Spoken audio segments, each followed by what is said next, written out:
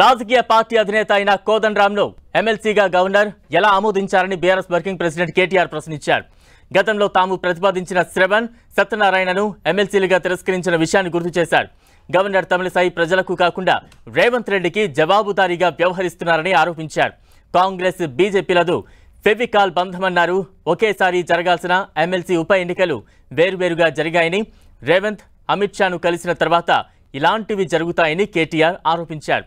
BRS భవన్లో జరిగిన జెండా ఆవిష్కరణ కార్యక్రమంలో కేటీఆర్ పాల్గొన్నారు.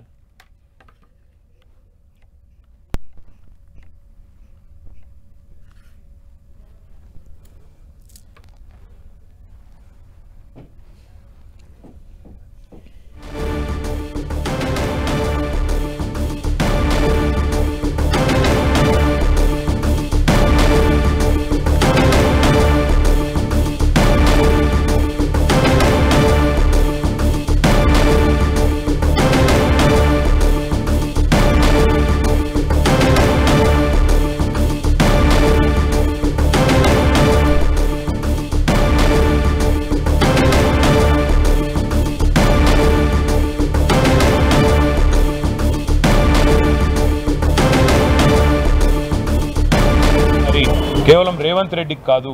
అందుకే నేను గవర్నర్ గారిని డిమాండ్ చేస్తా ఉన్నా, ఏ రకమైన విచక్షణతోని మీరు ఒక రాజకీయ పార్టీ అధ్యక్షుడికి ఇవాళ ప్రభుత్వం నామినేట్ చేసి మీకు పంపితే మీరు ఆమోదించారు. ఆనాడు ఉన్న అభ్యంతరాలు ఈరోజు ఎందుకు లేవు? మీకేమైనా కాంగ్రెస్ బీజేపీ మ్యాచ్ ఫిక్సింగ్లో భాగంగా మీకున్న ఫెవికాల్ బంధంలో భాగంగా ఇది జరిగిందా? గవర్నర్ గారు రాష్ట్ర ప్రజలకు చెప్పాలి. కాంగ్రెస్కు జాకీలు పెట్టి లేపుతున్నది, కాంగ్రెస్కు ఇతోధిక సహాయం అందిస్తున్నది. ఇవాళ గవర్నర్ గారు క్షణాల మీద ఆగమేఘాల మీద ఎమ్మెల్సీ నామినేషన్లను ఆమోదించిన పద్ధతి చూసినా కానీ, లేదా మొన్న 2 ఉప ఎన్నికలు ఒకేసారి నిర్వహించకుండా 2 అలగలగ్ నిర్వహించిన పద్ధతి చూస్తే కానీ స్పష్టంగా అర్థమవుతున్నది కాంగ్రెస్ బీజేపీ ఫెవికాల్ బంధం ఏదైతే ఉన్నదో.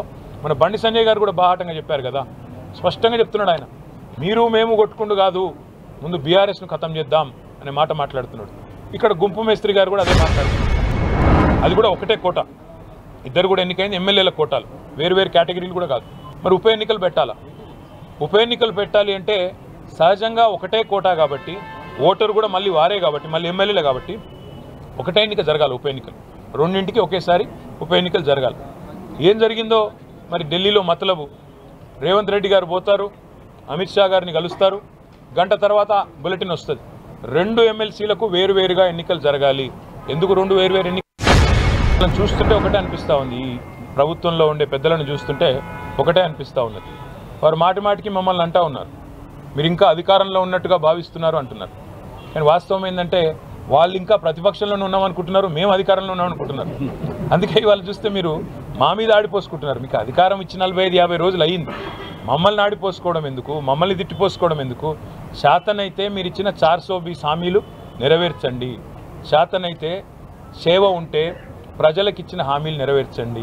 వారు మమ్మల్ని వ్యక్తిగతంగా ఎంత దూషించినా, మాకు రాజకీయాల్లోకి వచ్చిన తర్వాత మీకు తెలుసు, ఈ దూషణలు ముఖ్యంగా ఇట్లాంటి కుసంస్కారమైన వ్యక్తులు ఉన్నప్పుడు తప్పవు. పదవి కాలాన్ని పొడిగించండి అని నేను డిమాండ్ చేస్తూ ఉన్నాను. మా పార్టీ తరఫున తప్పకుండా మీరు చేస్తారని చెప్పి కూడా ఆశిస్తూ ఉన్నాను.